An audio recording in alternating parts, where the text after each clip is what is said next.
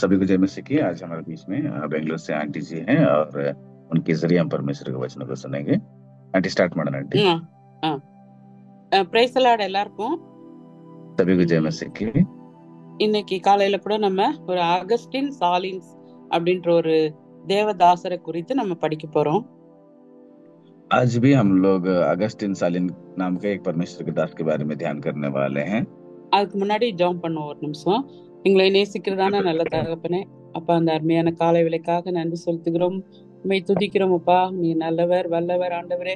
நீர் பெரியவர், நீர் உன்னதமானவர் அப்பா. உம்முடைய சமூகத்திலே வந்து ஆண்டவரே சிறிது நேரம் அமர்ந்து உம்முடைய வசனத்தை தியானிக்கும்படியாய் ஆண்டவரே ஒரு மிஷினரியுடைய வாழ்க்கையை நாங்கள் தியானிக்கும்படியாய் கொடுத்த இந்த கிருபையின் வேலைக்காக நன்றி செலுத்துகிறோம் அப்பா. ஆண்டவரே வந்திருக்கிற ஒவ்வொருவரையும் ஆசீர்வதியும் ஆண்டவரே. இந்த வசனங்கள் ஆசீர்வாதமா இருக்க, வசனத்தை கேட்டு அதன்படி நடக்க எங்கள் ஒருவருக்கும் கிருபை தாரும், ஆசீர்வதியும். இயேசுவின் நாமத்தில் பிதாவே, ஆமென். இந்த அகஸ்டின் சாலின்ஸ் அப்படின்றவரு 1914 இருந்து 85 வரைக்கும் அந்த பூமியில இருந்து அவர் ஊழியம் செய்தார்.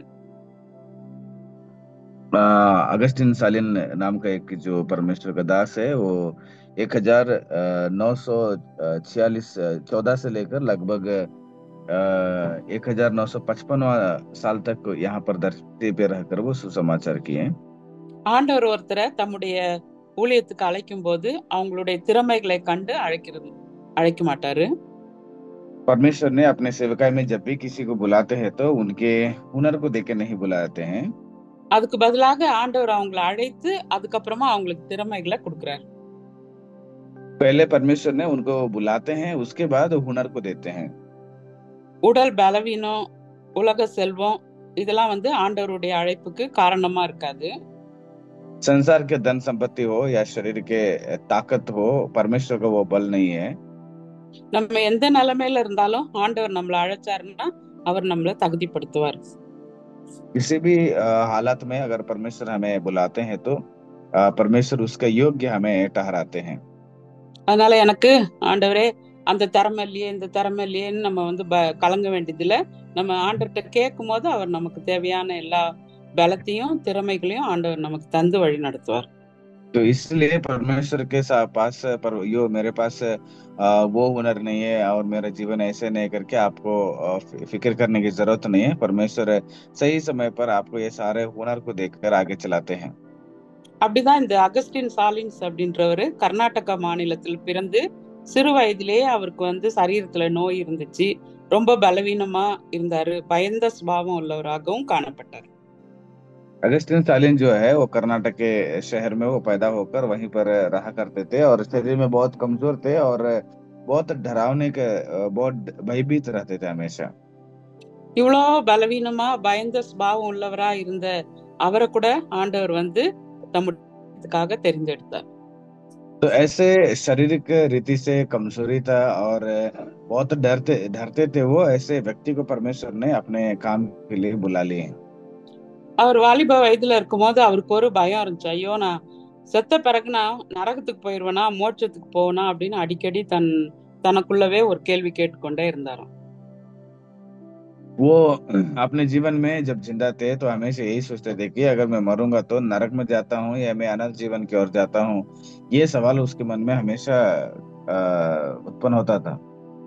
அதனால எப்படியாவது ஆண்டவர் மோட்சத்துக்கு கொண்டு போகணும் அப்படின்னு சொல்லிட்டு அவர் என்ன செய்தார் அப்படின்னு சொன்னா, ஆண்டவரை ஏற்றுக்கொண்டு அவருக்காக வாழ்ந்து ஒரு ஊழியம் செய்யறதுக்காக தன்னை அர்ப்பணித்தார்.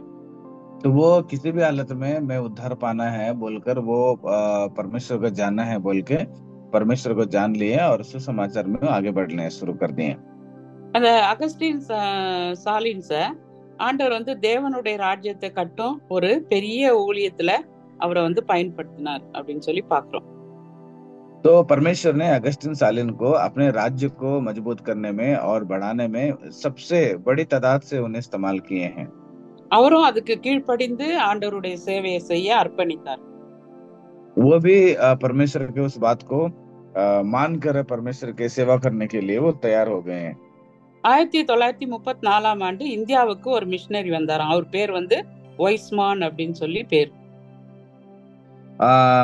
1934 में एक भारत देश में एक मिशनरी आए थे, उनके नाम है वाइसमान करके। அவர் தன்னோடு கூட இவரை இந்த ஊழியத்துக்காக அழைத்து அவரை வந்து பயன்படுத்தினார் அப்படின்னு சொல்லி பாக்குறோம்.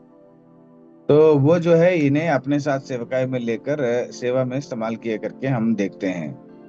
அப்போ இந்த அகஸ்டின்றவர் தேவனுடைய ஆவியானவரால நிரப்பப்பட்டு பிரசங்கம் செய்ய ஆரம்பிச்சார். ये अगस्टिन जो है परमेश्वर के आत्मा से भरपूर होकर परमेश्वर के वचनों को प्रचार करना शुरू कर दिए। ஆவியானவருடைய அசைவாடுதல் அளவில்லாம இருந்ததுனால அநேக ஜனங்கள் வந்து என்ன பண்ணாங்க, ஆண்டவரை சொந்த ரட்சகராக ஏற்றுக்கொண்டாங்க. जब आत्मा से भरपूर होकर परमेश्वर के वचनों को बांटते थे तो कई सारे लोग जो है परमेश्वर के वचन को स्वीकार करके उद्धार के रास्ता में आने लगे। அவர் எங்கெங்கெல்லாம் போய் ஆண்டவருடைய வசனங்களை விதைத்தாரோ அங்கெல்லாம் வந்து ஜனங்கள் வந்து உயிர் மீட்சி அடைஞ்சாங்க அப்படின்னு சொல்லி பாக்குறோம். तो ये जहां जहां जाकर वचनों को बांटे तो वहां पर बहुत बड़े तादाद से लोग क्या करने लगे, प्रभु को ग्रहण करने लगे। இவர் வந்து எங்க போய் பிரசங்கம் பண்ணாலும் சரி அவருடைய கண்கள்ல இருந்து கண்ணீர் வந்துட்டே இருக்குமா. ये जब भी कहीं पर भी जाकर प्रचार करते हैं तो इनके आंखों से आंसू हमेशा आता रहता था। ஏன்னா அந்த அளவுக்கு அவருக்கு ஆத்துமாக்கள் மீது ஒரு தாகம் இருந்துச்சு அப்படின்னு பாக்குறோம். क्योंकि उतना गहरे से आत्मा के विषय में उनको एक प्यासा थे। இவருக்கு ஒரு பேரே உண்டா, இந்தியாவினுடைய அழுகையின் தீர்க்கதரிசி அப்படின்னு சொல்லி இவருக்கு ஒரு பேர் வந்து அழைக்கப்பட்டார். तो इनको एक नाम भी दिया गया है, भारत के लिए रोने वाला एक भविष्यद्वक्ता बोल के। அவர் இந்த நூற்றாண்டுலயே, அதாவது 1971 அம்பாசிடர் ஃபார் கிரைஸ்ட் அப்படின்னு சொல்லி ஒரு அமைப்புல அவர் வந்து ஒரு டைரக்டரா பணிபுரிந்தார் அப்படி பாக்குறோம். तो भारत देश में एम्बेसडर ऑफ क्राइस्ट करके एक संस्था है, वहां पर वो एक संस्थापक होकर काम किए। அதன் மூலமா அந்த அமைப்புல சேர்ந்து அவர் ஆயிரக்கணக்கான மக்களுக்கு ரட்சிப்பினுடைய செய்தியை பகிர்ந்து கொண்டார். तो वहां पर वो नियुक्त होते हुए 1971 में कई सारे लोगों को वो प्रभु के रास्ते में लाने के लिए वो एक साधन बन गए। அவருடைய வாழ்க்கையில அவர் நிறைய நேரத்துல நடந்து போனாரு, சைக்கிள்ல போனாரு, நிறைய நேரத்துல வெளியே படுத்து தூங்கினாரு, ரொம்ப ஆர்வத்தோடு எளிமையோடு மக்களுக்கு பிரசங்கம் பண்ணார் அப்படின்னு கூட பாக்குறோம் நம்ம. तो वो अपना समय में जो है पैदल से चला गए, जाके सुसमाचार किए हैं, साइकिल में जाके सुसमाचार प्रचार किए हैं, यहाँ तक भी बाहर वो सो कर भी अपने सेवकाई में जीवन बिताए। எப்படியாவது எல்லாரும் நற்செய்திய அறிந்து கொள்ளணும், இந்த சுவிசேஷத்தை எல்லாரும் ஏற்றுக்கொள்ளணும் அப்படின்னு ஒரு பாரம் இருந்துச்சு, ஆத்மா பாரம். तो वो किसी भी हालत में लोग प्रभु को ग्रहण करना है, सुसमाचार को स्वीकार करना है बोले उनके अंदर हमेशा एक बोझ बने रहता था। நிறைய பேருக்கு அவர் என்ன பண்ணாரு, விசுவாசிகளா மாற்றி அவங்களுக்கு வந்து நிறைய பேரை சுவிசேஷகர்களாக, அப்புறம் டீச்சராக, ஜப வீரர்களாக மாற்றவும் அவர் வந்து ட்ரைனிங் கொடுத்தாரு நிறைய பேருக்கு. तो कई सारे लोगों को प्रभु में लाने के बाद कुछ लोगों को सेवकों को बनाए, कुछ लोगों को टीचर को बनाए, कुछ लोगों को प्रार्थना वीरों को बनाए। அப்புறம் ஏழைகளுக்கும் நிறைய ஏழைகளுடைய தேவைகள் எல்லாம் அவரு பூர்த்தி செய்தார். அது மாத்திரம் இல்ல, அவங்க எப்படியாவது கல்வி கற்றுக்கிட்டாங்கன்னா அவங்க வந்து வேதத்தெல்லாம் வாசிப்பாங்க அப்படின்னு சொல்லி அவங்களுக்கு கல்வி கற்றுக்கொள்ளும்படியா நிறைய வாய்ப்புகள் எல்லாம் அவர் ஏற்படுத்தி கொடுத்தார். तो इसके बाद क्या कर दिए, वो बहुत सारे गरीबों को मदद किए और उनके बीच में सुसमाचार प्रचार किए और कई सारे पाठशाला भी उन्होंने प्रारंभ किया ताकि उनको अगर पढ़ाई देंगे तो किसी भी हालत में परमेश्वर के वचनों को पढ़ पाएंगे बोल के। இவ்வளவு ஊழியங்களை செய்த அவருக்கும் நிறைய வந்து எதிர்ப்புகள் இருந்தது. इतना सेवकाई करने वाले उनको भी बहुत सारे रुकावटें थे। அநேக சமயத்துல இந்த அதிகாரிகள் மற்றும் விரோதிகளிட்ட இருந்து அவருக்கு எதிர்ப்பு வந்தது. कई सारे समय में अधिकारियों की वजह से हो या विरोधियों की वजह से हो, इनको बहुत सारे परेशानी आते रहता था। எல்லாவற்றையும் அவர் என்ன பண்ணார், பொறுமையோட சகித்தாரு. தன்னை துன்பப்படுத்துகிறவர்களுக்காகவும் அவர் ஊக்கமாக ஜெபம் பண்ணார் அப்படின்னு சொல்லி பாக்குறோம். तो हर चीज को वो बहुत धीरे से स्वीकार किए और जितने उनको दर्द पीड़ा देते थे उनके लिए वो बहुत प्रार्थना भी करते थे। அவருடைய அன்பின் செயல்கள் மூலமா என்ன பண்ணார், கிறிஸ்துவினுடைய அன்பை மற்றவங்கள்ட்ட பிரதிபலித்தார். तो वो अपने प्यार का स्वभाव से कई सारे लोगों को प्यार को बांट दें। இப்படியா ஊழியம் செய்த அவர் 1985ஆம் ஆண்டுல கர்த்தருடைய பாதத்துல போய் சேர்ந்துட்டார். ऐसे सेवकाई करते हुए 1955 में वो परमेश्वर के पास वो चला गए। அவருக்கு பிடித்த ஒரு முக்கியமான வசனம் வந்து கண்ணீரோடு விதைப்பவர்கள் கம்பீரத்தோட அறுப்பார்கள் அப்படின்னு சொல்லி சங்கீதம் 126 5ஆம் வசனத்தை அவர் வந்து தன்னுடைய வாழ்க்கை வசனமாக வைத்திருந்தார்.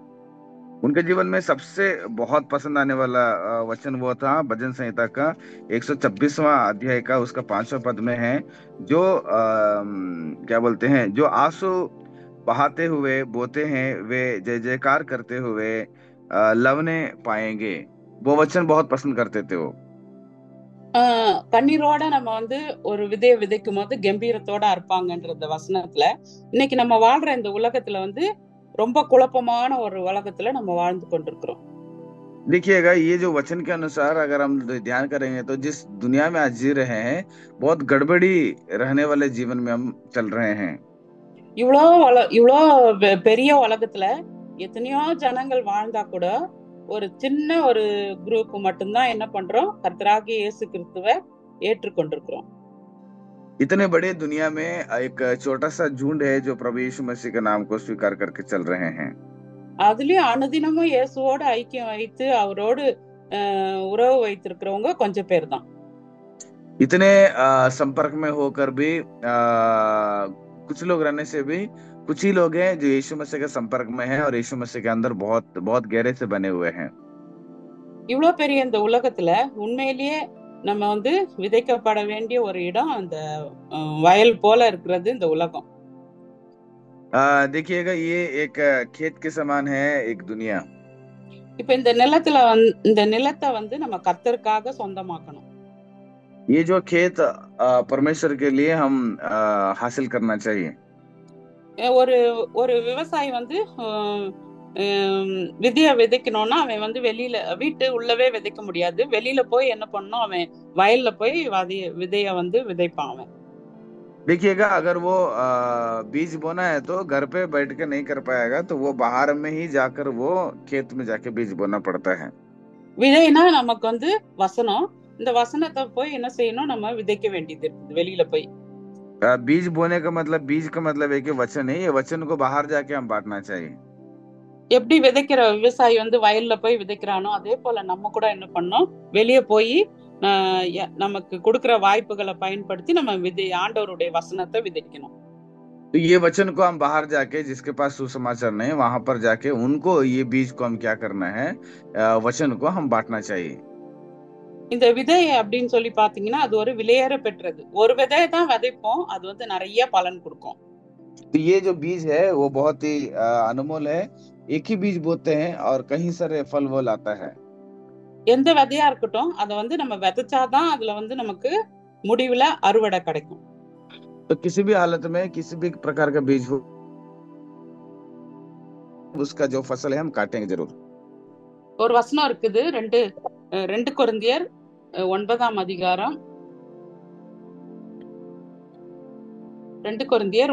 அதிகாரம் 6ஆம் வசனம் இருக்குது. சிறுக விதைக்கிறவன் சிறுக இருப்பான், பெருக விதைக்கிறவன் பெருக இருப்பான் அப்படின்னு சொல்லி. तो दूसरा कोरिन्थियों का 9 अध्याय का 6वां पद में ऐसे लिखा गया है कि कम बोने वाला कम काटता है और ज्यादा बोने वाला ज्यादा काटता है। அப்போ விதை விதைக்கும் போது நம்ம என்ன செய்யணும், ஜபத்தோட அதை நம்ம வந்து விதைக்கணும். जब भी हम बीज बोते हैं तो हम प्रार्थना के साथ उस बीज को बोना चाहिए। விதை வந்து வறண்ட நிலத்துல நல்லா வளராது, வறண்டு போய் நல்லா இருந்துச்சுன்னா அதுல வந்து வளராது.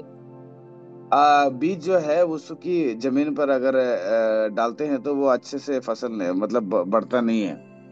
அப்ப நம்ம வந்து வசனங்களை சொல்றதுக்கு முன்னாடி என்ன பண்ணோம், கண்ணீர், அதுக்கு வந்து எப்படி ஒரு விதைக்கு வந்து தண்ணி, அப்புறம் அந்த விதைக்கு வந்து சூரிய வெளிச்சம் இதெல்லாம் தேவைப்படுதோ அதே போல நம்முடைய வாழ்க்கையிலயும் கண்ணீர், இரக்கம், அன்பு நிறைந்த இதயத்திலிருந்து நம்ம அந்த வசனத்தை மற்றவங்களுக்கு சொல்லணும்.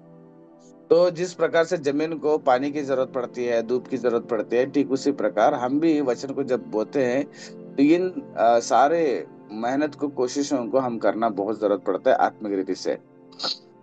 நம்ம ரட்சகராக இயேசு கிறிஸ்துவுக்கு கூட அழுகிற ஒரு கண்கள் இருந்தது. हमारा जो उद्धारकर्ता प्रभु यीशु मसीह को भी रोने वाले आंख थे। லூக்கா 19ஆம் அதிகாரம் 41ஆம் வசனம் பாருங்க. लूका का 19वां अध्याय का 41वां पद को पढ़ेंगे। அவர் என்ன பண்றாரு, அந்த நகரத்துக்கு சமீபமா வந்த போது அதுக்காக அவர் கண்ணீர் விட்டு அழுதார் அப்படின்னு சொல்லி வசனத்தை நம்ம வாசிக்கிறோம். यीशु मसीह ने वहां पर एक नगर को आ जाते हैं, तो उस नगर के विषय में यीशु मसीह आंसू बहाए करके हम देखते हैं।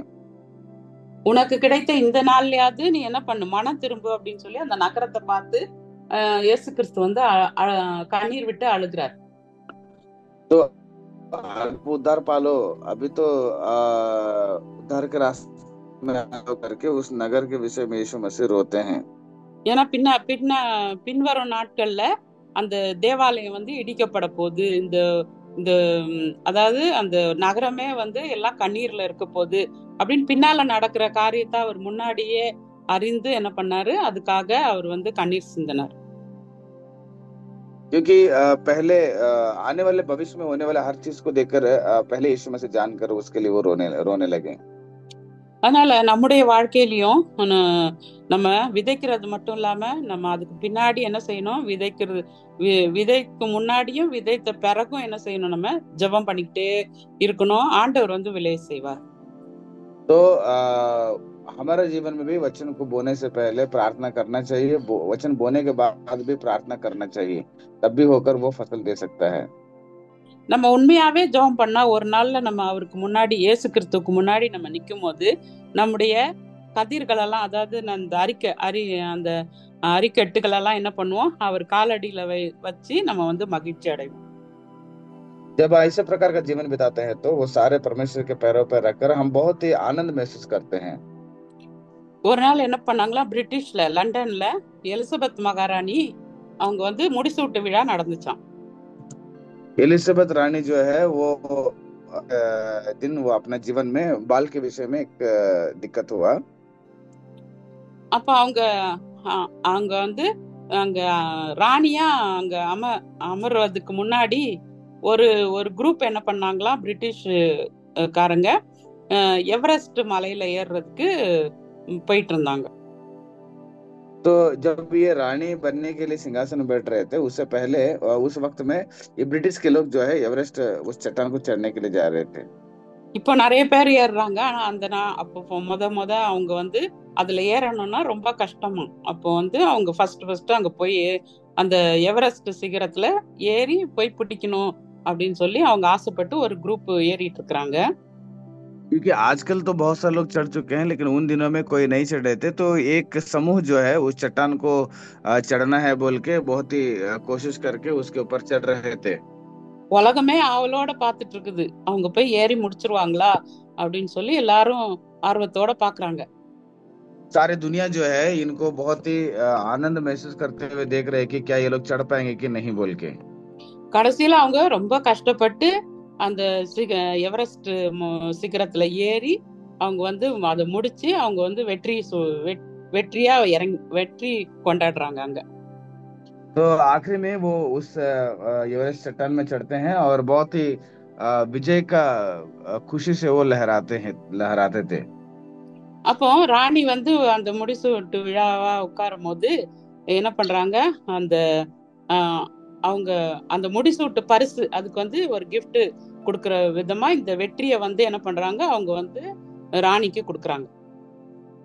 जब वो रानी बनने के लिए सिंहासन में बैठ रहे थे, उसको एक तोहफा के जैसे इस खुशी को देने के लिए वो चाहते थे लोग। அந்த ராணிக்கு ரொம்ப சந்தோஷமா இருந்துச்சு. ஏன்னா நம்ம ராணியா இருக்கிற இந்த நாள்ல அவங்க வந்து ஒரு பெரிய வெற்றிய நம்ம உலகமே பார்த்து ஆச்சரியப்படத்தக்க விதத்துல இவங்க எவரெஸ்ட் சிகரத்துல ஏறி வெற்றிய வாகை சூடி இருக்கிறாங்களே அப்படின்னு சொல்லி அவங்க பாதத்துல வந்து அந்த வெற்றியை அர்ப்பணித்தாங்களாம்.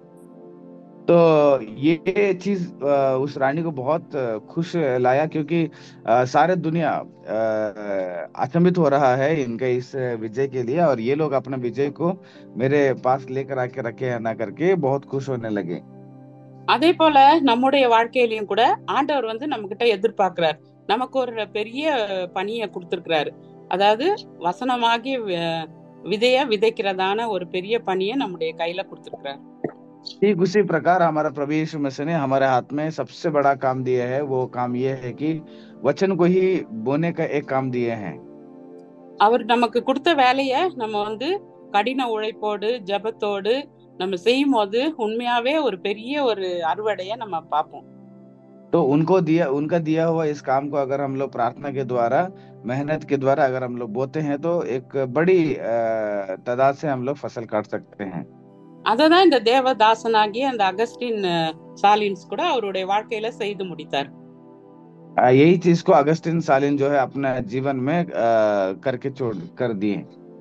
நம்முடைய வாழ்க்கையை நம்ம யோசித்து பார்க்கணும். மனுஷன் எதை விதைக்கிறானோ அதையே அறுப்பான் அப்படின்னு சொல்லி வேதத்துல நம்ம வாசிக்கிறோம்.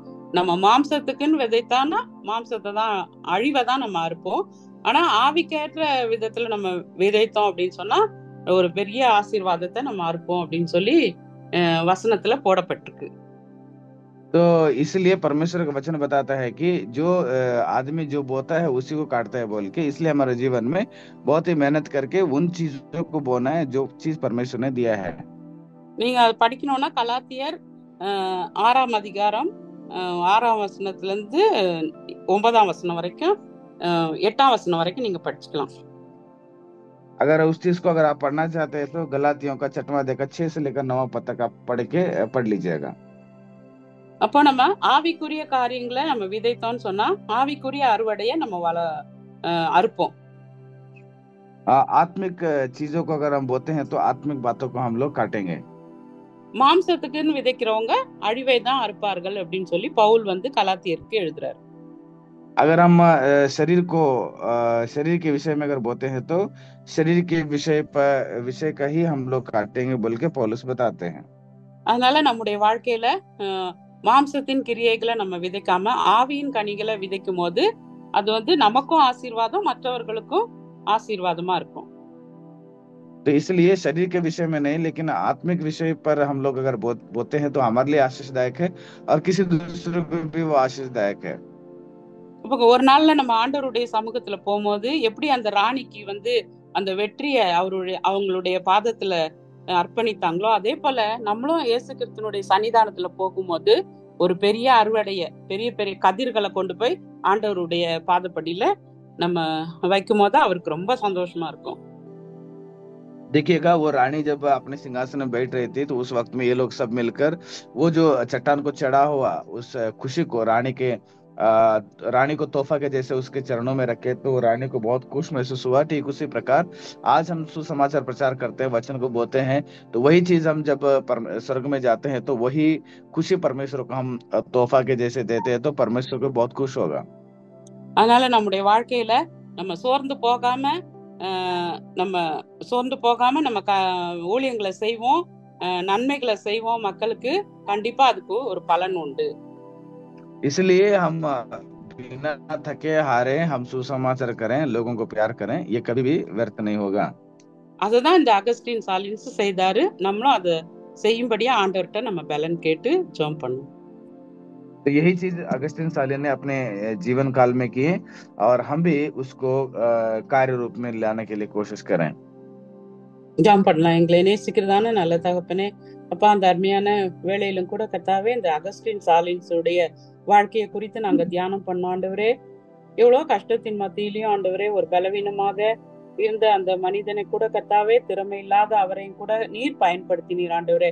அதே போல இந்த உலகத்திலே கர்த்தாவே நாங்கள் ஒருவேளை ஆண்டவரே எங்களுக்கு திறமை இல்லாமல் இருக்கலாம் ஆண்டவரே, பயந்து சுபாவம் உள்ளவர்களாக இருக்கலாம் ஆண்டவரே. ஆனாலும் கூட எங்களை ஒவ்வொருவரையும் நீர் எடுத்து பயன்படுத்தும்படியா ஜெபிக்கிறோம் அப்பா. கண்ணீரோடு விதைக்கிறவர்கள் கம்பீரத்தோடு அறுப்பார்கள் என்று சொன்ன வேத வசனத்தின்படி ஆண்டவரே, கண்ணீரோடு நாங்கள் ஒவ்வொரு உம்முடைய வசனத்தை நாங்கள் மற்றவர்களுக்கு சொல்லும் போது ஆண்டவரே ஜெபத்தோடு கண்ணீரோடு ஆண்டவரே நாங்கள் அதை ஆண்டவரே மற்றவர்களுக்கு சொல்ல ஆண்டவரே, அதன் மூலமாக ஆண்டவரே நாங்கள் ஆசீர்வாதங்களை பெற்றுக்கொள்ள ஆண்டவரே நீர் எங்களுக்கு கிருபை செய்யும்படியா ஜெபிக்கிறோம். அகஸ்டின் ஸ்டாலின்ஸை போல ஆண்டவரே நாங்களும் கூட ஆண்டவரே ஒரு தன்னலமற்ற சேவை செய்யவும், தைரியமாக சாட்சி சொல்லவும், இரக்கம் கண்ணீர் நிறைந்த ஜெபம் எங்களுக்கு தேவைப்படுகிறது ஆண்டவரே. அப்படிப்பட்டதான கிருபை எங்களுக்கு தாரும். மற்றவர்களுக்கு நாங்கள் முன்மாதிரியாக வாழ நீர் எங்களுக்கு உதவி செய்யுமப்பா. சோதனைகள், பிரச்சனைகள் எல்லாவற்றையும் தாங்க நீர் எங்களுக்கு பலன் தாரும் ஆண்டவரே. அப்பா, இந்த நாளிலும் கூட ஆண்டவரே, இந்த வசனத்தை கேட்ட ஒவ்வொருவரையும் நீர் பலப்படுத்தும் ஆண்டவரே. அப்பா, முடிந்த அளவுக்கு ஆண்டவரே உமக்காக உண்மையோடும் உத்தமத்தோடும் உடைய ஊழியத்தை செய்து முடிக்க ஆண்டவரே, பவுல் சொன்னது போல நல்ல போராட்டத்தை போராடினேன், விசுவாசத்தை காத்து கொண்டேன் என்று சொன்னது போல முடிவு வரைக்கும் எங்களுடைய விசுவாசத்தை காத்துக்கொள்ள உங்களுடைய சன்னிதானத்திலே நாங்கள் மகிழ்ச்சியோடு வந்து ஆண்டவரே சேர எங்களை ஒவ்வொருவருக்கும் கிருபை தாரும். இந்த வசனத்தை கேட்ட ஒவ்வொருவரையும் ஆசீர்வதியும். இந்த நாள் முழுதும் உடைய பிரசனம் எங்க கூட இருக்கட்டும். எல்லா துதி கன மகிமையா உமக்கு ஒருவருக்கே செலுத்துகிறேன். இயேசு கிறிஸ்துவின் நாமத்தில் ஜெபிக்கிறேன் நல்ல பிதாவே, ஆமென். ஆமென். ஆமென். Aunty, thanks aunty. தேங்க்யூ.